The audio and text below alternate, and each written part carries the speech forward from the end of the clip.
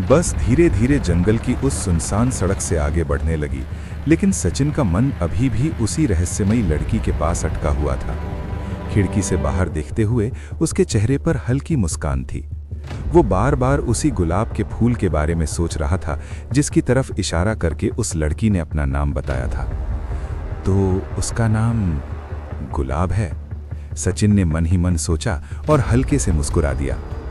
कुछ ही देर में बस उस नाके पर पहुंच गई जहां से दोराहा गांव की कच्ची सड़क अंदर जाती थी। बस रुकते ही सचिन नीचे उतरा। सामने उसका बड़ा भाई रामपाल लालटेन लिए खड़ा था। अरे सचिन, तू आ गया? रामपाल खुशी से बोला और उसे गले लगा लिया। दोनों भाई कच्चे रास्ते से गांव की ओर चल पड़े। चारों तरफ अंधेरा फैल चुका था और दूर दूर तक सिर्फ झिंगरों की आवाज सुनाई दे रही थी। चलते चलते सचिन ने अचानक पूछा, भैया, हमारे गांव के पास जो जंगल है वहां कोई छोटी बस्ती भी है क्या? रामपाल कुछ पल के लिए रुक गया। कौन सी बस्ती? सचिन ने उसे पूरी बात बताई कि कैसे बस खराब हो गई थी और जंगल में उसकी मुलाकात एक लड़की से हुई थी जिसका नाम शायद गुलाब है।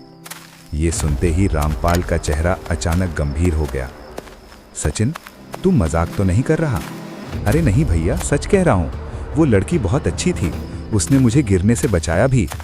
रामपाल ने गहरी सांस ली और धीमी आवाज में बोला, उस जंगल में कोई बस्ती नहीं है। सचिन ठिठक कर वहीं रुक गया। क्या मतलब? रामपाल बोला, लोग कहते हैं उस जंगल में सालों पहले एक लड़की की मौत हो गई थी। शादी के कुछ ही दिनों बाद वो दुल्हन बनकर अपने ससुराल जा रही थी, लेकिन रास्ते में डाकुओं ने उनके काफिले पर हमला कर दिया। उसी जंगल में उसकी हत्या कर दी गई। तब से लोग कहते हैं कि वो दुल्हन की आत्मा उसी जंगल में भटकती है। सचिन के शरीर में सिहरन दौड़ गई। उसे अचानक उस लड़की की बातें याद आने लगीं। हर खूबसूरत चीज अच्छी नहीं होती। धड़धड़ी के वक्त जंगल में मत रुकना। गांव पहुंचकर सचिन ने अपनी मां के पैर छुए। सब लोग उसके आने से बहुत खुश थे, लेकिन उस रात सचिन को नींद नहीं आ रही थी। बार बार उसे वही लड़की याद आ रही थी।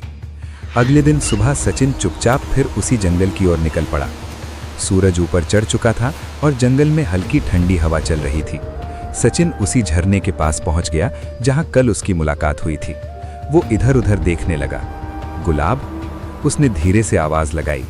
अचानक पीछे से वही जानी पहचानी आवाज आई, बाबूजी, आप फिर आ गए? सचिन पलट कर देखता है। वही लड़की, वही मुस्कान, वही लाल साड़ी। सचिन खुश होकर बोला, मुझे पता था तुम यहीं मिलोगी। लेकिन आज उस लड़की की आंखों में एक अजीब उदासी थी। आपको यहां नहीं आना चाहिए बाबूजी। क्यों? क्योंकि सच जानने के बाद लोग डर जाते हैं। सचिन हैरानी से उसे देखने लगा। तभी अचानक हवा तेज चलने लगी। आसपास के पेड़ जोर जोर से हिलने लगे। लड़की धीरे धीरे सचिन की तरफ बढ़ी।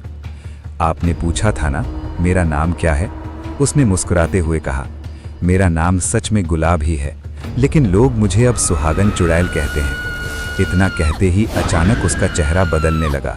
उसकी आंखें लाल हो गईं, बाल हवा में उड़ने लगे और उसके पैरों की दिशा उल्टी हो गई। सचिन डर से पीछे हट गया, लेकिन अगले ही पल वो फिर पहले जैसी मासूम लड़की बन गई। डरिए मत बाबूजी, मैं आपको कोई नुकसान नहीं पहुंचाऊंगी। उसकी आंखों से आंसू बहने लगे। मुझे बस किसी का साथ चाहिए था, कोई जो मुझसे बिना डरे बात कर सके। सचिन का डर धीरे धीरे कम होने लगा। तुम यहां से मुक्त क्यों नहीं हो जाती? गुलाब बोली, क्योंकि मेरी मौत के बाद मेरा अंतिम संस्कार ठीक से नहीं हुआ। मेरी आत्मा इसी जंगल में भटकने को मजबूर है। सचिन कुछ देर चुप रहा, फिर उसने दृढ़ आवाज में कहा, मैं तुम्हें इस श्राप से मुक्त कराऊंगा। उस दिन के बाद सचिन रोज उस जंगल में जाने लगा। कुछ दिनों बाद गांव के पुजारी की मदद से उन्होंने उसी जगह पूजा करवाई जहां गुलाब की मौत हुई थी। जैसे ही अंतिम मंत्र पूरा हुआ, अचानक तेज हवा चलने लगी। सचिन ने देखा, गुलाब उसके सामने खड़ी थी, लेकिन इस बार उसके चेहरे पर एक अजीब शांति थी। धन्यवाद बाबूजी, उसने हल्की मुस्कान के साथ कहा। धीरे धीरे उसका शरीर रोशनी में बदलने लगा और अगले ही पल वो हवा में विलीन हो गई। जंगल फिर से शांत हो गया, लेकिन सचिन के दिल में हमेशा के लिए उस रहस्यमयी लड़की की याद बस गई, जिसे दुनिया सुहागन चुड़ैल कहती।